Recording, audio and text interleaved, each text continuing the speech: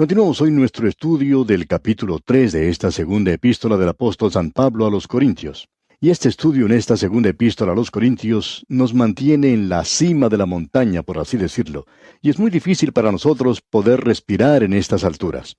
Ahora, si usted no ha notado que esta segunda epístola a los Corintios es un libro maravilloso, pues es porque en realidad hemos fracasado nosotros de una manera bastante rotunda en nuestra enseñanza, y reconocemos que no hemos sido capaces de llegar a lugares tan elevados todo el tiempo. Quizás somos arrastrados hacia abajo un poco, pero este es un libro glorioso, maravilloso, y esperamos que el Espíritu de Dios lo haga algo real para cada uno de nosotros. Notemos ahora en esta sección que estamos considerando en particular, que el apóstol Pablo dice aquí en el versículo 11 de este capítulo 3, «Porque si lo que perece tuvo gloria, mucho más glorioso será lo que permanece». Pablo está haciendo aquí un contraste entre la ley, el otorgamiento de la ley y el día de gracia en el cual vivimos. Aún el otorgamiento de la ley fue algo glorioso. Ahora, antes de leer los próximos dos versículos, los versículos 12 y 13 de este capítulo 3 de la segunda epístola a los Corintios, quisiéramos que usted piense en esto, amigo oyente. ¿A qué es lo que Pablo hace referencia cuando él dice aquí en los versículos 12 y 13? Así que, teniendo tal esperanza, usamos de mucha franqueza. Y no como Moisés, que ponía un velo sobre su rostro para que los hijos de Israel no fijaran la vista en el fin de aquello que había de ser abolido. Otra vez la pregunta, ¿a qué se está refiriendo Pablo? Hay dos cosas aquí a las cuales quisiéramos dirigir su atención. En primer lugar, necesitamos reconocer que hubo el primer otorgamiento de la ley y un segundo otorgamiento. Cuando Moisés subió al monte Sinaí, Dios le había dado las tablas de la ley y que él mismo había escrito. Esa era la ley que esta gente de Israel tenía que guardar, tenía que cumplir. Y en realidad tenían que ser salvos o juzgados por ella. Ahora, mientras Moisés estaba en el monte Sinaí, el pueblo de Israel rompió las dos primeras leyes. No tendrás dioses ajenos delante de mí. Moisés mismo tuvo que decir que temía y temblaba porque esa ley era muy estricta, muy rígida. Era ojo por ojo, diente por diente. Quemadura por quemadura, herida por herida, golpe por golpe. Y era algo absoluto, era una justicia y santidad intrínseca. Lo que el hombre merecía según la ley tenía que recibir, y esta gente estaba rompiendo la ley, violando la ley. ¿Qué iba a pasar con ellos entonces? Dios le había dicho que bajara del monte, y cuando Moisés lo hacía, pudo ver a la distancia que los hijos de Israel estaban desobedeciendo los primeros dos mandamientos, y él no se atrevía a traer las tablas de piedra al campamento. ¿Por qué? Porque toda la nación entonces hubiera sido borrada de ese lugar en ese mismo momento. Podían haber sido juzgados porque estaban desobedeciendo las leyes, y eso quería decir una muerte instantánea. ¿Qué es lo que Moisés debía hacer? Tomó las tablas de la ley y las arrojó al suelo, haciéndolas pedazos. Y después se dirigió al campamento. No las quería llevar consigo, porque si así lo hacía, quería decir que ellos iban a ser exterminados. Ahora, cuando Moisés regresó otra vez al monte Sinaí, podemos apreciar que algo ha sucedido con la ley. Lo que pasó es que Dios ahora ha moderado la ley con misericordia y con gracia. ¿Qué está pasando? Bien, lo que sucede es que en el mismo corazón del sistema mosaico tiene que haber un tabernáculo y tiene que haber un sistema sacrificial que será la base del acercamiento de esta gente a Dios. Y que es, sin derramamiento de sangre no se hace remisión de pecados. Pero sin santidad ningún hombre puede ver a Dios. ¿Cómo entonces podemos nosotros entrar a su presencia? Bien, Dios tiene que hacer un nuevo camino para nosotros, y Dios hizo ese camino. Por tanto, aquí se hace referencia a eso. Cuando Moisés bajó del Sinaí, esto fue algo glorioso, maravilloso. Cuando bajó con las segundas tablas de la ley en ellas, que es la ministración de la condenación, y es llamada también la ministración de la justificación, y demanda justificación del hombre. Pero el hombre no podía producirla por sí mismo, y ahora vemos que aquí hay gracia. Y eso fue lo que Pablo mismo encontró más adelante, bajo la ley, cuando perseguía al Señor Jesucristo. Él dijo allá en su carta a los Filipenses, capítulo 3, versículo 9, «Y ser hallado en él, no teniendo mi propia justicia, que es por la ley, sino la que es por la fe de Cristo, la justicia que es de Dios por la fe». Aquí tenemos la ministración de gloria en realidad, y ese es el glorioso Evangelio. Y quisiéramos que usted, amigo oyente, se da cuenta aquí de lo que él está hablando. La ley era algo glorioso, proveía un camino de salvación, Y aquí se nos dice que es un evangelio glorioso, y es algo maravilloso llamarlo así. Allá en su primera carta a Timoteo, en el capítulo 1, versículo 11, dice el apóstol Pablo, según el glorioso evangelio del Dios bendito que a mí me ha sido encomendado. Dios bendito aquí podría ser traducido como el Dios feliz. Ahora, ¿qué es lo que hace feliz a Dios? Lo que hace feliz a Dios es que Él ama al hombre y quiere salvarlo. Leemos allá en Miqueas capítulo 7, versículo 18, ¿qué Dios como tú, que perdonas la maldad y olvida el pecado del remanente de su heredad? No retuvo para siempre su enojo, porque se deleita en misericordia. Y la razón es que Él se deleita en la misericordia y no tiene placer en la muerte de los pecadores, sino que quiere que el pecador se vuelva de su camino pecaminoso y viva. Dios, amigo oyente, quiere salvar, y eso es lo que hace feliz a Dios. Tenemos un Dios feliz, y este es un cuadro maravilloso el que se nos presenta. En verdad, es un cuadro glorioso. Notemos ahora esto, que cuando Moisés bajó la segunda vez del monte Sinaí, había gozo en su corazón y su rostro resplandecía, ya que ahora había un camino para los hijos de Israel por medio del sistema de los sacrificios. Ahora, permítanos aclarar aquí una vez más que el velo se puso en su rostro, Moisés lo hizo, no porque su rostro estaba resplandeciendo tanto que no lo podían mirar, sino porque la gloria estaba comenzando a desaparecer. Era algo glorioso, pero estaba comenzando a desvanecerse. ¿Y qué ocurre entonces? Bueno, sus mentes habían sido cerradas hasta el día de hoy, porque leemos en el versículo 14 lo siguiente, pero el entendimiento de ellos se embotó, porque hasta el día de hoy, cuando leen el antiguo pacto, les queda el mismo velo no descubierto, el cual por Cristo es quitado. Lo que Pablo está diciendo aquí es que el velo que Moisés se colocó sobre su rostro está ahora sobre la mente de la gente del pueblo de Dios. Y está allí porque en realidad este pueblo no ve que Cristo es el fin de la ley para justificación y que Él es el cumplimiento de la ley. Allí notamos entonces la ceguera del pueblo de Israel. Veremos más adelante cuando lleguemos a considerar el próximo capítulo que el Dios de este mundo les ha cegado el entendimiento a esas personas que son incrédulas. Eso lo veremos en el capítulo 4 de esta segunda epístola a los Corintios.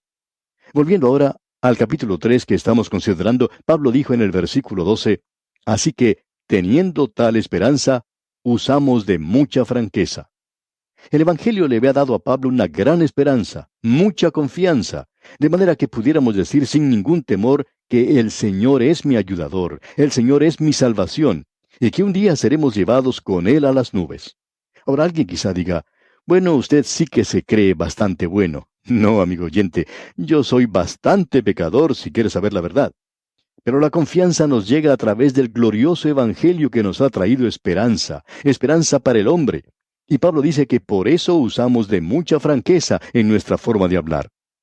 Pablo hablará un poco en el próximo capítulo sobre el hecho de que nosotros tenemos un tesoro en vasos de barro.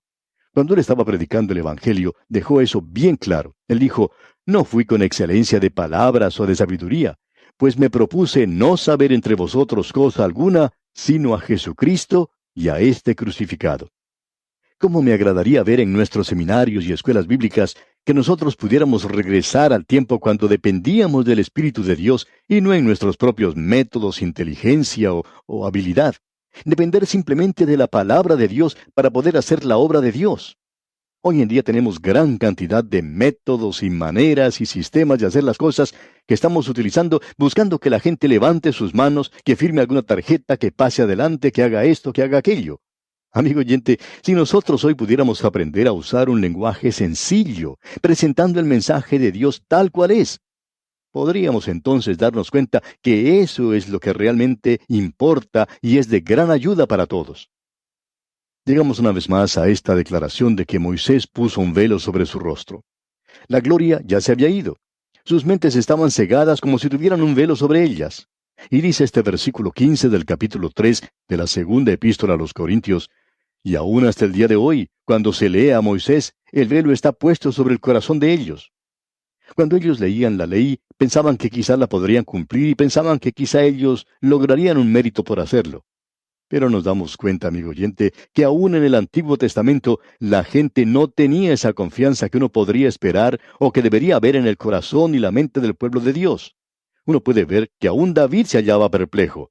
David había presentado algunas preguntas. Job se encontraba completamente sorprendido, y Ezequías volvió su rostro hacia la pared y lloró con gran lloro. Él no podía entender.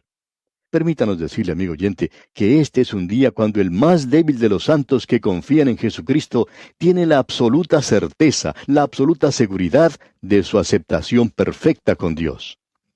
Siguiendo adelante, Pablo dice aquí en los versículos 15 al 17, y aún hasta el día de hoy, cuando se lea a Moisés, el velo está puesto sobre el corazón de ellos. Pero cuando se conviertan al Señor, el velo se quitará, porque el Señor es el Espíritu, y donde está el Espíritu del Señor, allí hay libertad. Amigo oyente, solo el Espíritu de Dios hoy puede levantar el velo y ayudarnos a ver que Cristo es el Salvador. Solamente Él puede hacerlo, y como resultado, es el único. Y solo el Espíritu de Dios puede hacer eso verdadero y real. Pablo está hablando a su pueblo en su día, como lo hizo Simón Pedro. Simón Pedro dijo allá en el libro de los Hechos, capítulo 10, versículo 43, de este dan testimonio todos los profetas, que todos los que en él creyeren recibirán perdón de pecados por su nombre. Amigo oyente, si usted no puede ver al Señor Jesucristo en el Antiguo Testamento, entonces el Espíritu de Dios no es su maestro, porque el Espíritu de Dios toma las cosas de Cristo y nos las muestra. El Espíritu de Dios nos lleva al lugar de libertad, no nos pone bajo la ley. Él nos libra de la ley y nos lleva a Cristo. Cuando Él lo hace, usted se dará cuenta de lo que quiere decir aquí el versículo 18. Por tanto, nosotros todos, mirando a cara descubierta como en un espejo la gloria del Señor, somos transformados de gloria en la misma imagen como por el Espíritu del Señor. Este pasaje de las Escrituras es algo maravilloso, amigo oyente.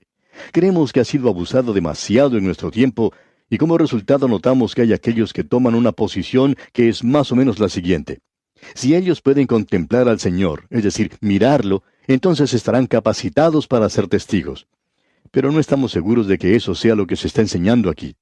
Permítanos decirle, amigo oyente, que creemos que Él está hablando claramente sobre algo completamente distinto, y creemos que es algo muy importante. Él está hablando de cómo el Evangelio del día de hoy está velado, cubierto. Ahora el velo es quitado y estamos mirando al Señor Jesucristo. Lo que no nos permite verle claramente es que hay pecado en nuestras vidas.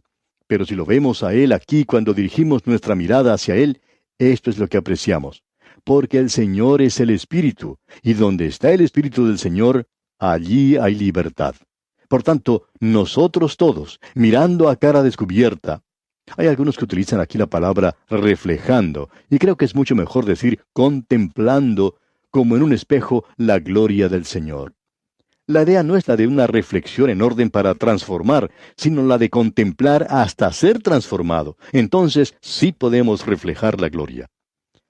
Al contemplar al Señor Jesucristo, usted es transformado, amigo oyente. En otras palabras, la palabra de Dios no solo lo regenera, no solo somos regenerados por el Espíritu de Dios usando la palabra de Dios, sino que como dice el apóstol Pedro allá en su primera carta, capítulo 1, versículo 23, siendo renacidos no de simiente corruptible, sino de incorruptible, por la palabra de Dios que vive y permanece para siempre.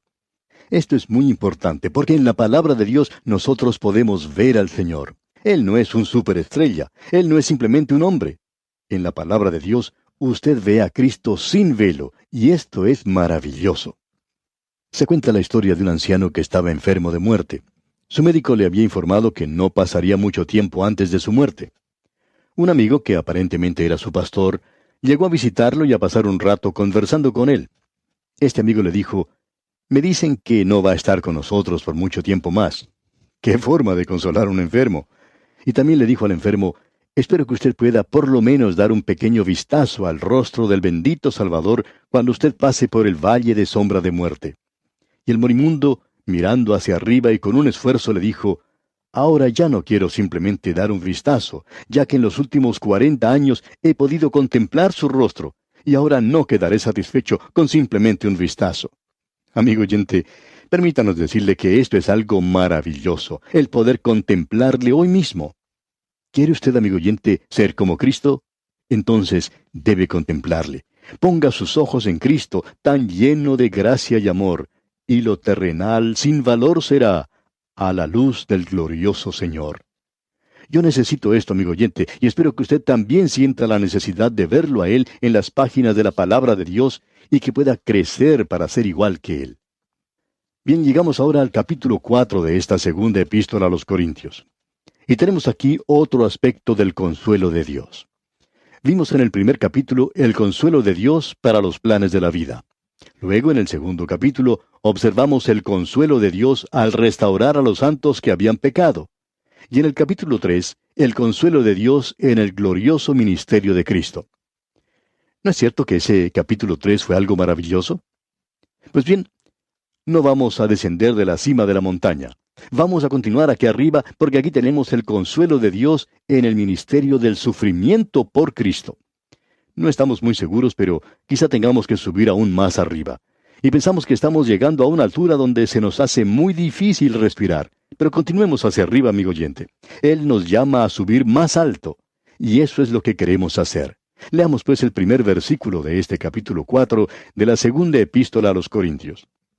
Por lo cual, teniendo nosotros este ministerio según la misericordia que hemos recibido, no desmayamos. Este es el ministerio, dice, el ministerio glorioso. El ministerio que Él nos ha dado hoy es un ministerio que ningún hombre podía haber creado. Ningún hombre lo podía haber inventado. Es algo imposible de hacer para cualquier persona. Yo no encuentro ninguna otra razón por la cual Él me haya permitido entrar en esta actividad, sino por lo que Pablo dice aquí en este versículo, según la misericordia que hemos recibido. Como ya dijimos anteriormente, Dios es rico en misericordia. Él no la usó toda antes de llegar a mí porque Él vio que yo necesitaría mucha, y Él ha sido rico en misericordia para conmigo. Y por su misericordia ha permitido que tengamos este ministerio radial. Podemos asegurarle, amigo oyente, que esa es la razón de su existir, y a causa de eso, nosotros no desfallecemos. Nos regocijamos en esto hoy. Y aquí vamos a detenernos por hoy, amigo oyente, porque nuestro tiempo desafortunadamente ha tocado ya a su fin. Continuaremos, Dios mediante, en nuestro próximo programa y contamos, como siempre, con su muy valiosa sintonía. Hasta entonces, pues, amigo oyente, sea el mismo Dios misericordioso que le guíe y le bendiga en su vida en gran manera.